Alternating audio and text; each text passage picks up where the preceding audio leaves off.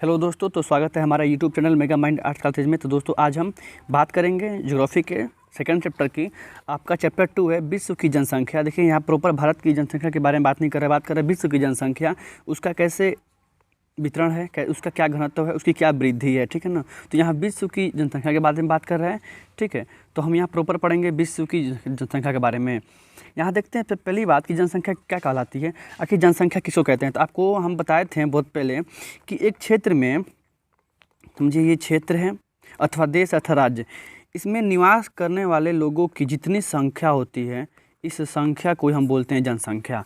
अर्थात जन प्लस संख्या, जन प्लस संख्या, तो लोगों की संख्या को ही जनसंख्या बोलते हैं, ठीक है ना। आप समझ गए हैं किसे कहते हैं जनसंख्या।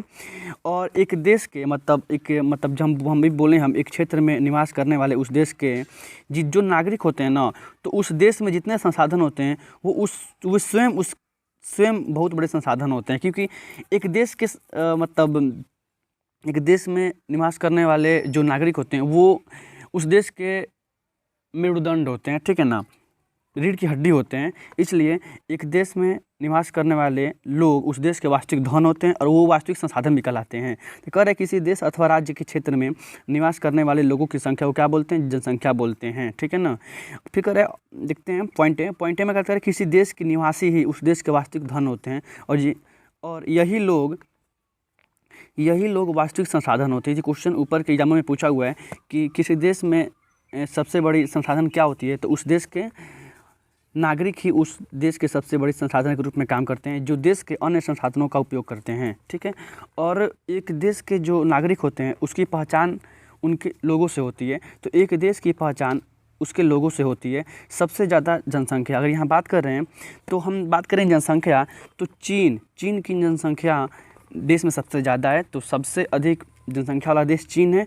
तब आएगा 2 नंबर पे भारत की जनसंख्या चीन के बाद दूसरी है। और इसके बाद आएगा संयुक्त राज्य अमेरिका की जनसंख्या थर्ड नंबर पे, ठीक है ना। इस तरह से क्वेश्चन पूछता है सबसे अधिक जनसंख्या वाला देश कौन है, चीन है। सबसे अधिक जनसंख्या वाला देश कौन है, चीन है। तब कौन है, तो भारत है। तब संयुक्त राज्य अमेरिका है। तब इंडोनेशिया है। आपसे क्वेश्चन पूछता है यहाँ पे, देखिए क्वेश्चन ऐसे पूछता है निम्नलिखित में से किस देश की जनसंख्या सबसे अधिक है। रूस देगा, मैक्सिको देगा, 2 और नीचे कर देंगे तो आपको रूस मारना है। ठीक वैसे ही अगर इसमें कह दें कि सबसे अधिक जनसंख्या किसकी है, तो अगर चीन दे, भारत दे, अमेरिका दे, इंडोनेशिया दे, तो आपको चीन बताना है, ठीक है ना, ऐसे बताना है। अब यहाँ देख लेते हैं, करें सबसे ज़्यादा जनसंख्या वाला देश कौन है, तो सबसे अधिक जनसंख्या वाला देश कौन है, चीन है। दूसरे नंबर पर हमारा भारत आता है और 3 नंबर पर संयुक्त राज्य अमेरिका आता है, ठीक है ना। चलिए आगे बात करते हैं। आगे बात कर रहे हैं क्षेत्रफल और जनसंख्या की दृष्टि से। यहाँ बात कर रहे हैं क्षेत्रफल, मतलब एक क्षेत्र में उस क्षेत्र के जितने क्षेत्रफल होते हैं उस क्षेत्रफल के अनुसार और जनसंख्या की दृष्टि से दुनिया में सबसे बड़ा महाद्वीप कौन है, एशिया महाद्वीप है, ठीक है। ये भी क्वेश्चन बनता है। यहाँ बात कर रहा है जनसंख्या वितरण। पहली बात समझेंगे वितरण का क्या अर्थ है, तो आपको यहाँ हम समझा रहे हैं वितरण का अर्थ क्या होता है, और खासकर जनसंख्या का वितरण या प्रसार वितरण, बात एक ही है। कर मान लीजिए एक क्षेत्र में लोगों की जनसंख्या का कहाँ सबसे अधिक बसाव है, कहाँ कम है, कहीं कम है तो कहीं ज़्यादा है। इस जनसंख्या के इस तरह के प्रक्रिया को बोलते हैं जनसंख्या का वितरण। तो यहाँ समझ लेते हैं, मतलब धरातल पर, पृथ्वी पर लोगों की संख्या को वितरित होने की प्रक्रिया को बोलते हैं वितरण। करें जनसंख्या वितरण का शाब्दिक अर्थ पृथ्वी पर लोग किस प्रकार वितरित हैं, फैले हुए हैं, इस बात से लगाया जा सकता है। प्रत्येक देश की जनसंख्या का वितरण अलग अलग होता है, बात सही है। क्योंकि किसी देश की जलवायु सबसे अधिक होती है, तो किसी राज्य अथवा क्षेत्र की जलवायु सबसे कम होती है, अच्छी नहीं होती, इसलिए वहाँ लोगों का बसाव सबसे कम होता है। लेकिन किसी क्षेत्र अथवा राज्य में उसकी जलवायु का वहाँ जनसंख्या अधिक मात्रा में पाई जाती है। इसलिए यहाँ बोल रहे हैं प्रत्येक देश की जनसंख्या का वितरण अलग अलग होता है। आप इस डायग्राम को देखिएगा। आगे चलते हैं, आगे करें जनसंख्या का घनत्व, ठीक है। यहाँ बात करते हैं जनसंख्या घनत्व से आप क्या समझते हैं, तो आपको यहाँ बताना है जनसंख्या घनत्व का क्या मतलब हुआ। तो पहले हम समझेंगे जनसंख्या घनत्व से आप क्या समझते हैं, पॉपुलेशन डेंसिटी क्या होती है, आपको हम समझा रहे हैं। मान लीजिए एक यह क्षेत्र है, इस क्षेत्र में कुल जनसंख्या 1000 है, ठीक है ना। और ये जो यहाँ से लगा कर यहाँ तक ये जो क्षेत्र की जो क्षेत्रफल है ना, इस क्षेत्रफल से अगर हम इस पूरी जनसंख्या में भाग दे देना तो 1 किलोमीटर में, प्रति वर्ग किलोमीटर में, 1 किलोमीटर में कुल कितने लोग निवास करते हैं, वही निवास करने वाले लोगों की संख्या को हम क्या बोलते हैं, जनसंख्या घनत्व बोलते हैं। तो आप एक तरह से ये भी बोल सकते हैं प्रति वर्ग किलोमीटर के मतलब प्रति वर्ग किलोमीटर में निवास करने वाले लोगों की संख्या को हम क्या बोलते हैं, जनसंख्या घनत्व बोलते हैं। या किसी देश में रहने वाले व्यक्तियों की संख्या और उस प्रदेश के क्षेत्रफल के पारस्परिक अनुपात को ही जनसंख्या घनत्व कहते हैं। अथवा की बात करें लोगों की संख्या और भूमि के क्षेत्रफल के अनुपात, भूमि के आकार के बीच अनुपात, आकार बात कर रहा है मतलब क्षेत्रफल की बात कर रहा है, को जनसंख्या घनत्व बोलते हैं। जनसंख्या घनत्व का एक सूत्र होता है, जैसे हम बोले अभी ना 100 अगर 1000 जनसंख्या है और क्षेत्रफल से भाग दे देंगे तो मतलब कुल जनसंख्या बट्टा कुल क्षेत्रफल इसका निकालने का तरीका होता है। जैसे यहाँ क्वेश्चन पूछे हुए हैं और ये क्वेश्चन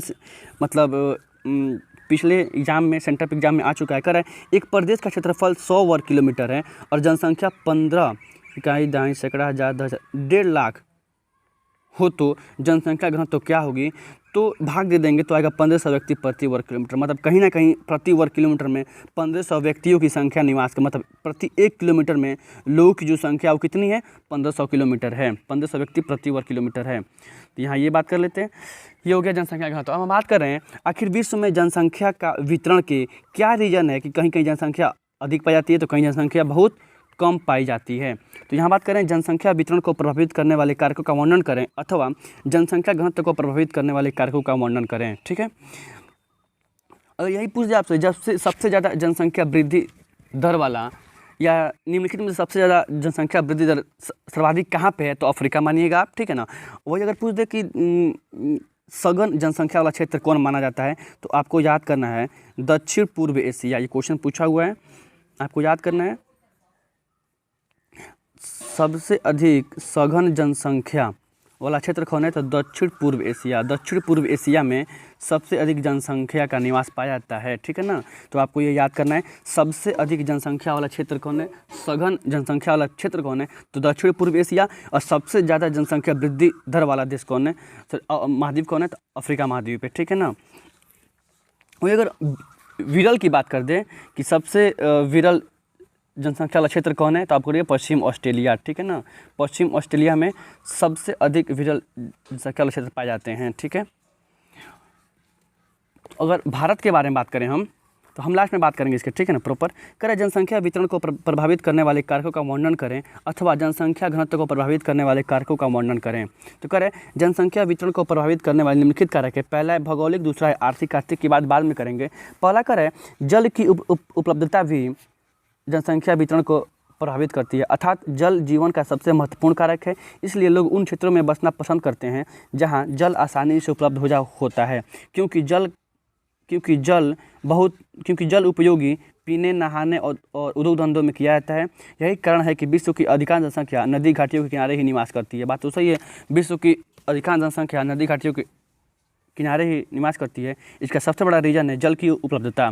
बात करें 2 नंबर करें जलवायु, अर्थात लोग वहीं रहना पसंद करते हैं जहाँ की जलवायु अधिक गर्म ना हो, अधिक ठंडा ना हो, इसलिए वहाँ की जनसंख्या अधिक निवास करती है, वहाँ पे जनसंख्या अधिक निवास करती है। यहाँ करें अधिक गर्म और ठंडे मरुस्थलों में लोगों की संख्या काफ़ी कम निवास करती है। वहीं सुविधाजनक जलवायु वाले क्षेत्रों में अधिक जनसंख्या निवास करती है, क्योंकि मनुष्य उन्हीं भागों में रहना पसंद करता है जहाँ की जलवायु उसके स्वास्थ्य तथा उद्योग के लिए अनुकूल होती है। और ये क्वेश्चन भी पूछता है कि जनसंख्या वितरण को प्रभावित करने वाले सबसे महत्वपूर्ण कारक निम्नलिखित में से कौन है, तो आप जलवायु ही मारिएगा आंसर में। क्वेश्चन पूछा हुआ है सबसे अधिक जनसंख्या वितरण को प्रभावित करने वाले कारक कौन है, तो जलवायु। ऑप्शन में आपको 4 देगा, जल की उपलब्धता, काम और रोजगार, जलवायु, तो आपको जलवायु लगाना है, क्योंकि यही एक जलवायु ही है जो जनसंख्या वितरण को सबसे अधिक प्रभावित करती है।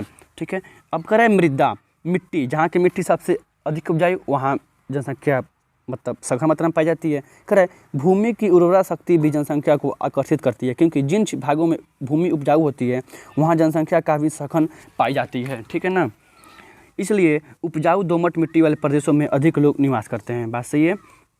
अब करें आर्थिक कारक, मतलब और क्या क्या कारक होता है आर्थिक कारक में, तो आर्थिक कारक में हम बात करेंगे 3 कारक।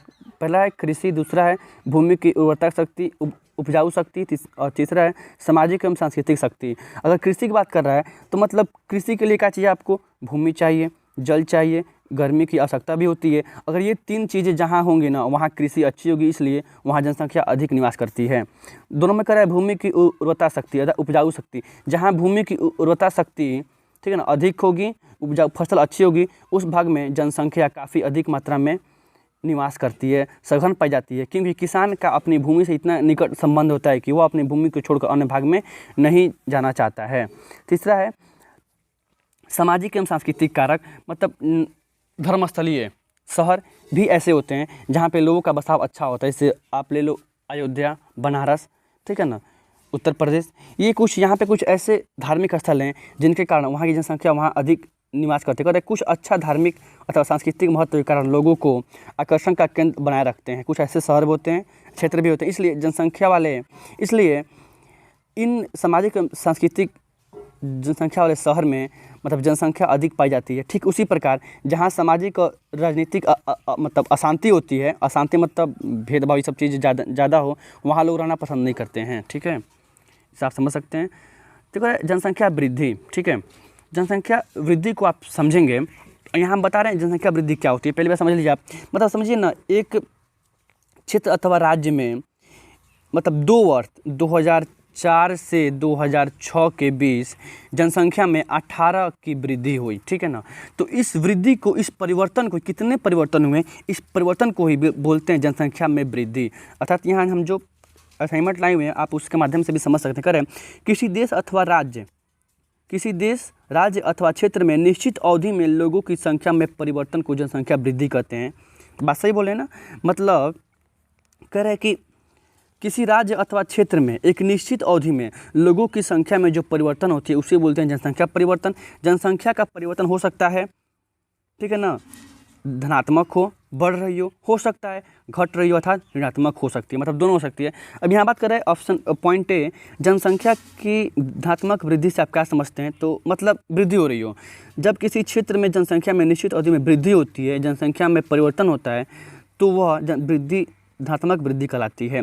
ठीक उसी प्रकार जब किसी क्षेत्र में निश्चित अवधि में जनसंख्या में कमी होती है, तो यह वृद्धि, यह कमी ऋणात्मक वृद्धि दर्शाती है, कहलाती है। जैसे आप बात कर लेते हैं तो 2001 की जनगणना के अनुसार भारत की जनसंख्या 102 करोड़ थी, लेकिन वही 2011 में बढ़कर 121 करोड़ हो गई। ये क्वेश्चन पूछा हुआ है कितने की वृद्धि हुई, तो 18.15 करोड़ की वृद्धि दिख रही है। अब समझ सकते हैं, इसे ही बोलते हैं जनसंख्या वृद्धि। मतलब कहीं ना कहीं 2001 और 2011 के बीच जनसंख्या में कितना परिवर्तन हुआ, तो 18.85 करोड़ की वृद्धि दिख रही है, मतलब परिवर्तन दिख रहा है। तो क्वेश्चन पूछा हुआ है 2001 में भारत की जनसंख्या कितनी थी, तो 102 करोड़, 2011 में कितनी थी, तो 121 करोड़। ठीक है, कह रहे हैं जनसंख्या परिवर्तन के घटक, मतलब क्या ऐसे रीजन होते हैं जिसमें जनसंख्या के परिवर्तन के घटक होते हैं, तो उसमें आपको याद करना है मृत्यु दर और जन्म दर।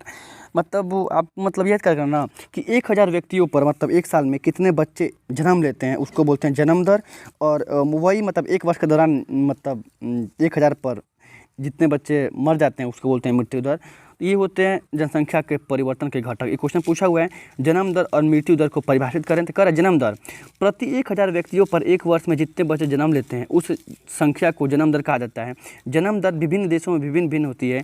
इसका मुख्य कारण सामाजिक दशा होती है, ठीक है ना, भ्रूण हत्या होती है, ये सब हम देख सकते हैं, समझ सकते हैं।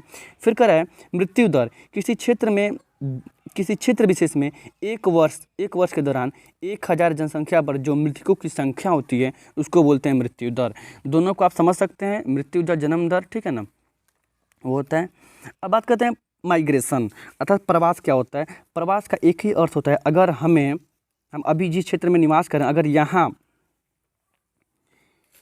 संसाधन की कमी पड़ जाए तो हम कहाँ जाएंगे, हम ऐसे जाएंगे गुजरात, महाराष्ट्र, दिल्ली, मुंबई, मतलब एक स्थान को छोड़कर दूसरे स्थान पर निवास करना, अपने मतलब क्या बोलते हैं, मतलब गमन कर जाना, अपने क्षेत्र को स्थानांतरित कर लेना, इसको बोलते हैं प्रवास। अर्थात किसी व्यक्ति या व्यक्तियों के समूह का अपने निवास स्थान से दूसरे स्थान पर गमन करना, प्रवास करना स्थानांतरण कहलाता है, मतलब प्रवास कहलाता है। जहाँ से लोग मान लीजिए ए बी, ये 5 लोग हैं, ये 4 लोग हैं, अगर यहाँ से एक व्यक्ति यहाँ जाता है तो यहाँ पे कमी होगी, 4 होगा।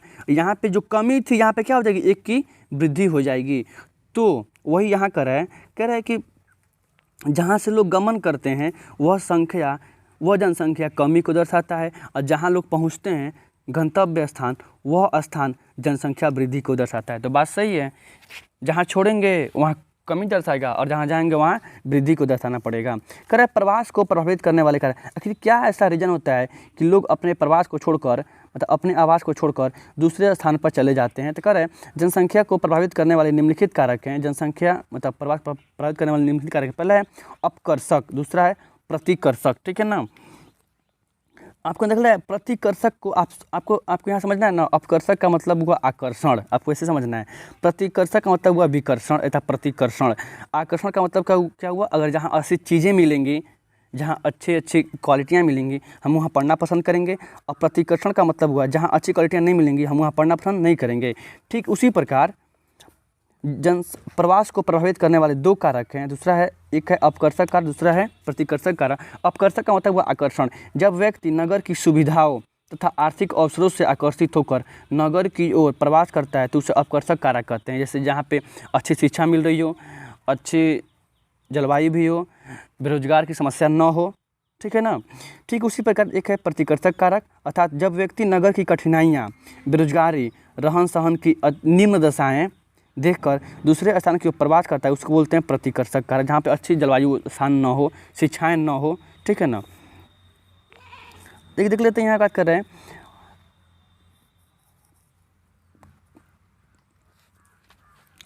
प्रवास के कितने प्रकार होते हैं, ठीक है ना। अगर मतलब हम बात करें एक राज्य से दूसरे राज्य में अगर व्यक्तियों का समूह जाता है तो इसको बोलते हैं अंतर्राज्यीय प्रवास। वही एक देश से दूसरे देश में तो इसको बोलते हैं अंतर्राष्ट्रीय प्रवास, ठीक है ना। तो यहाँ देख लेते हैं, कह रहे अंतर्राज्यीय प्रवास क्या कहलाता है। तो जब व्यक्ति या व्यक्तियों के समूह का एक राज्य से दूसरे राज्य को प्रवास करता है तो इसे अंतर्राज्यीय प्रवास कहते हैं। मतलब राज्य के अंदर प्रवास करने की प्रक्रिया को बोलते हैं अंतर्राज्यीय प्रवास बोलते हैं। और एक देश से दूसरे देश में प्रवास बीच में होने वाले प्रवास को अंतर्राष्ट्रीय प्रवास बोलते हैं, ठीक है ना। भारत की अगर वार्षिक जनसंख्या वृद्धि दर अगर बात करें तो 1.64% है, और जनसंख्या वृद्धि दर वाला सर्वाधिक महाद्वीप कौन है तो अफ्रीका महाद्वीप है, और सबसे सघन जनसंख्या वाला क्षेत्र कौन है तो दक्षिण पूर्व एशिया है, ठीक है ना। बात करते हैं, कह रहे प्रतिकर्षक कारक कौन कौन है। आप यहाँ देख लेते हैं प्रतिकर्षक कारक कौन कौन है। तो प्रतिकर्षक का मतलब हम क्या बताए थे, हम बताए थे प्रतिकर्षक का मतलब विकर्षण, जहाँ हमको चीज़ अच्छी न लगती हो, जैसे जहाँ पे बेरोजगारी हो, रहन सहन की बिल्कुल ख़राब दशाएं हो, राजनीतिक हमेशा होती रहती हो, उपद्रव हमेशा होते रहते, प्रतिकूल जलवायु हो, अनुकूल न हो, प्राकृतिक विपदा होती रहती हो, महामारी फैली हो, तो ये सारे रीजन हैं, ये कहलाते हैं प्रतिकर्षक कारक, ठीक है ना। प्रतिकर्षक कारक एक होता है अपकर्षक कारक, जहाँ पे काम के बेहतर अवसर हो, रहन सहन की अच्छी दशाएं हो, शांति हो एवं स्थायित्व हो, अनुकूल जलवायु, चिकित्सा हो, शैक्षणिक सुविधा हो, वो सारे कहलाते हैं कारक अपकर्षक कारक। ये क्वेश्चन पूछा हुआ है, ठीक है, कि प्रतिकर्षक और अपकर्षक कारक किसके लिए उत्तरदायी हैं। तो आपको बताना है प्रतिकर्षक और अपकर्षक कारक प्रवास के लिए उत्तरदायी हैं, ठीक है ना। ठीक है, आपको बताना है कि इसी में कुछ क्वेश्चन पूछता है कि जनसंख्या वितरण को प्रभावित करने वाला निम्नलिखित में से कौन अधिक प्रभावित करता है। तो बताना है जलवायु सबसे अधिक प्रभावित करती है। वही अगर यहाँ पूछे कि जनसंख्या परिवर्तन के घटक कौन कौन से हैं, कौन कौन कारक हैं, तो प्रवास, जन्म, मृत्यु, लेकिन आवास नहीं है, ठीक है ना। आपसे क्वेश्चन पूछता है जनसंख्या परिवर्तन के कौन कौन से निम्न में से कौन कारक नहीं है। आपका पहला ऑप्शन देता है प्रवास, दूसरा जन्म, तीसरा मृत्यु, चौथा आवास। तो आवास नहीं है, आपका जनसंख्या परिवर्तन के घटक प्रवास हैं, जन्म है, मृत्यु है, ठीक है ना। बात करते हैं यहाँ कुछ ऑब्जेक्टिव की बात करते हैं। ऑब्जेक्टिव आपका यहाँ से बनता भी है। ऑब्जेक्टिव है विश्व की सर्वाधिक जनसंख्या कहाँ निवास करती है, तो मैदानी भागों में निवास करती है। बात सही है, ठीक है। 2 नंबर क्वेश्चन है दक्षिण पूर्व एशिया में जनसंख्या का केंद्र नदी घाटियों के उच्च भागों में, अर्थात दक्षिण पूर्व एशिया में जनसंख्या सघन मात्रा में पाई जाती है, सघन क्षेत्र वाला देश है। जनसंख्या वितरण को प्रभावित करने वाले कारकों में सबसे महत्वपूर्ण कारक कौन है, जलवायु है। विश्व में सबसे अधिक जनसंख्या वाला देश कौन है, चीन है। तब इंडिया हमारा भारत है, तब अमेरिका है। 21वीं शताब्दी में के प्रारंभ में विश्व की जनसंख्या 600 करोड़ दर्ज की गई थी। ये भी क्वेश्चन सही बनता है। सबसे अधिक जनसंख्या वाला महाद्वीप कौन है? तो एशिया महाद्वीप माना जाता है। सबसे अधिक जनसंख्या मतलब घनत्व वाला अगर द्वीप की बात करें तो वो है जावा द्वीप। प्रतिकर्षक और अपकर्षक कारक प्रवास के लिए उत्तरदायी हैं, आवास के लिए उत्तरदायी नहीं है। जनसंख्या के महाद्वीपीय वितरण को क्रुंज कहा जाता है। तो इस तरह से आपका ये चैप्टर समाप्त होता है, ठीक है ना। आपको सारे ऑब्जेक्टिव जब ये चैप्टर आप देख लीजिएगा तो आपको कल या परसों में इसके ऑब्जेक्टिव जितने बनते हैं ऑब्जेक्टिव आपको वो ऑब्जेक्टिव करा दिए जाएंगे, ठीक है ना। कोई दिक्कत? यहीं अगर बात करें कि किस वर्ष मतलब अगर बात करें किस वर्ष मानव की जनसंख्या 600 मतलब 6 अरब हुई, तो आपको याद करना है 1999 में मानव की जनसंख्या कितनी हो गई? तो 6 अरब हो गई, ठीक है ना। और इससे भी आपको याद करना है जननांकी संक्रमण सिद्धांत किसने दिया था? तो आपको याद करना है नोएस्टीन। ये ऑब्जेक्टिव भी कल हम पढ़ाएंगे। नोएस्टीन मतलब जननांकिकी संक्रमण सिद्धांत किसने दिया था? तो नोएस्टीन ने। वैसे हम ह्यूमन डेवलपमेंट इंडेक्स में मानव विकास में पढ़ेंगे हम चैप्टर में, या कल के ऑब्जेक्टिव में भी अभी हम इसको क्लियर करेंगे, या थर्ड चैप्टर में हम देखेंगे जननांकिकी सिद्धांत क्या है, ठीक है ना। जननांकिकी संक्रमण सिद्धांत क्या है? यह संक्रमण सिद्धांत किसने दिया था? तो नोएस्टीन ने के द्वारा दिया गया था। इस तरह से आपका चैप्टर समाप्त होता है। जय हिंद, जय भारत।